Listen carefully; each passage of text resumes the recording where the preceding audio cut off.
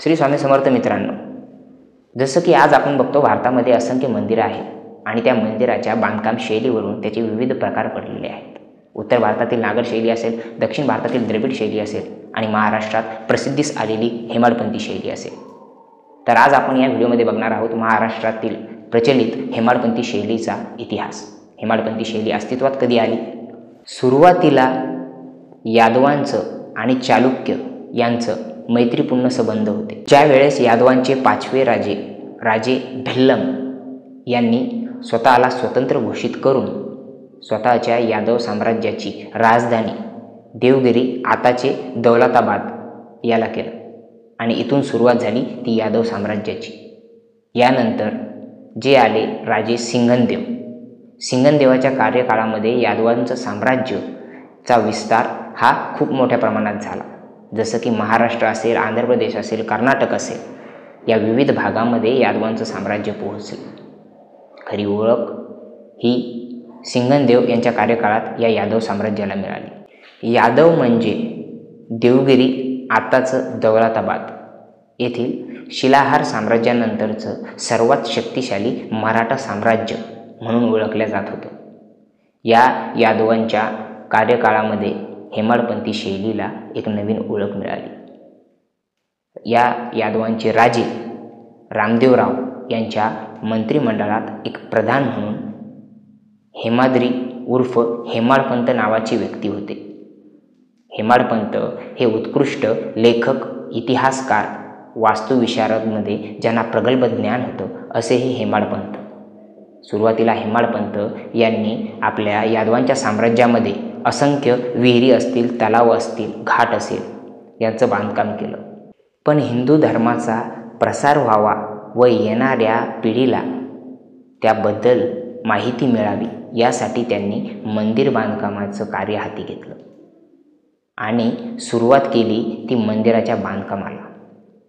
आता हेमाडपंत हे वास्तुविशारद असल्यामुळे त्यांना मंदिराचं बांधकाम हे कशा प्रकारे करावं याचं प्रगल्भ ज्ञान होतं.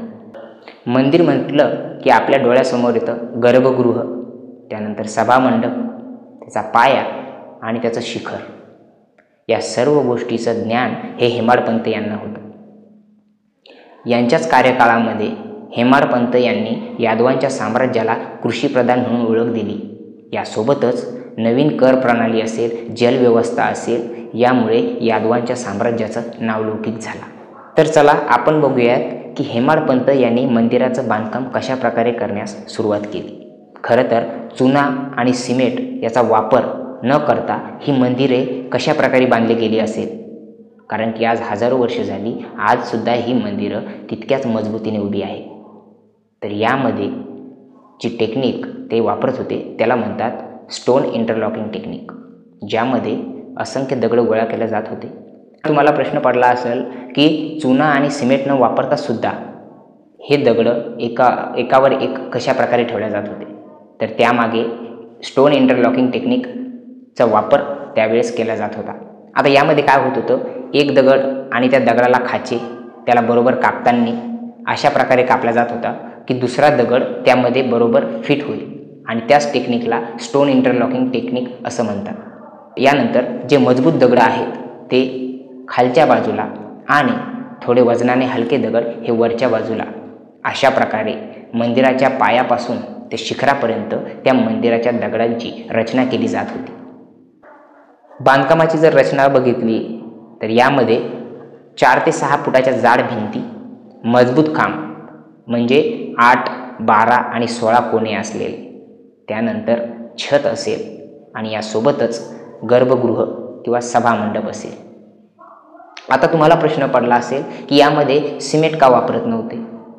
कदाचित त्यावेळेस सिमेंट नसेल सुद्धा, पण यामागचं शास्त्रीय कारण असं की जे दगडांची रचना केली जात होती तर जाड दगड हे वरती ठेवले जात नव्हते.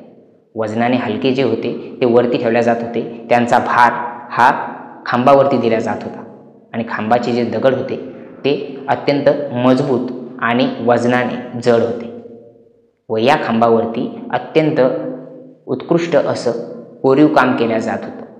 मग त्यामध्ये यादवांचं साम्राज्य असल्यामुळे काही यादवांचे कोरीव लेख असतील, या अशा प्रकारे ते खांब योग्य आणि व्यवस्थितपणे उभे केले जात होते. आता आपण बघणार आहोत महाराष्ट्रामध्ये कोणकोणत्या ठिकाणी हेमाडपंथी शैलीतील मंदिरं अस्तित्वात आहे. आता हेमाडपंथी शैलीचं जर उदाहरण घ्यायचं म्हटलं तर वेरूळ येथील घृष्णेश्वराचं मंदिर असेल, औंढा नागनाथ येथील मंदिर असेल, यासोबतच सिन्नर येथील गोंदेश्वराचं मंदिर असेल किंवा काशी विश्वेश्वर मंदिर जे की वाईमध्ये आहे हे मंदिर असेल, यासोबतच परळी वैजनाथ येथील मंदिर असेल, तुळजापूरच्या तुळजाभवानी मातेच्या मंदिराचा काही भाग असेल, पंढरपुराच्या घाटातील काही मंदिरं असतील, यासोबतच राणीची विहीर असेल आणि तुळजापूरचे प्राचीन घाट असेल. हे सर्व हेमाडपंथी शैलीचे उदाहरणं आहेत. यासोबतच जागतिक स्तरावर ओळख असलेलं लोणार सरोवर आणि या लोणार सरोवराच्या परिसरात असलेले 20 ते 22 मंदिरं हे हेमाडपंथी शैलीतील आहेत. यामध्ये मुख्यतः पापळेश्वराचं मंदिर असेल आणि मल्लिकार्जुन महादेवाचं मंदिर असेल. ही सर्व मंदिरं ही हेमाडपंथी शैलीतील आहेत.